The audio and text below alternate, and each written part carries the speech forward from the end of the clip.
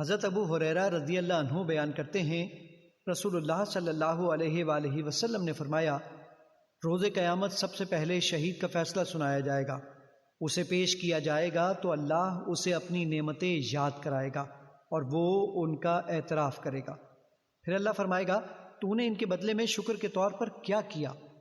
وہ عرض کرے گا، میں نے تیری خاطر جہاد کیا حتیٰ کہ مجھے شہید کر دیا گیا۔ اللہ فرمائے گا، تو نے جھوٹ کہا کیونکہ تو نے داد شجاعت حاصل کرنے کے لیے جہاد کیا تھا۔ پس وہ کہہ دیا گیا۔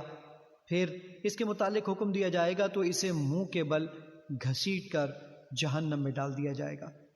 دوسرا شخص جس نے علم حاصل کیا اور اسے دوسروں کو سکھایا اور قرآن کریم کی تلاوت کی، اسے بھی پیش کیا جائے گا تو اللہ اسے اپنی نعمتیں یاد کرائے گا، وہ ان کا اعتراف کرے گا۔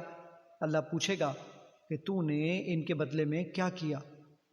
وہ عرض کرے گا، میں نے علم سیکھا اور اسے دوسروں کو سکھایا اور میں تیری رضا کی خاطر قرآن کی تلاوت کرتا رہا۔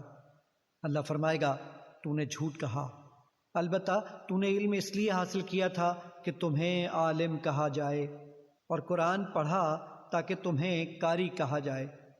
وہ کہہ دیا گیا۔ پھر اس کے متعلق حکم دیا جائے گا تو اسے منہ کے بل گھسیٹ کر جہنم میں ڈال دیا جائے گا۔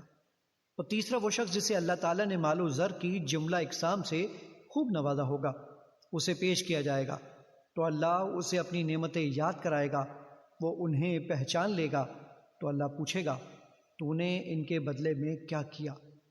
وہ عرض کرے گا، میں نے ان تمام مواقع پر جہاں خرچ کرنا تجھے پسند تھا خرچ کیا۔ اللہ فرمائے گا، تو نے جھوٹ کہا، تو نے تو اس لیے خرچ کیا کہ تجھے بڑا سخی کہا جائے۔ پس وہ کہہ دیا گیا۔ پھر اس کے متعلق حکم دیا جائے گا تو اسے منہ کے بل گھسیٹ کر جہنم میں ڈال دیا جائے گا۔ مشکوٰۃ المصابیح حدیث نمبر 205۔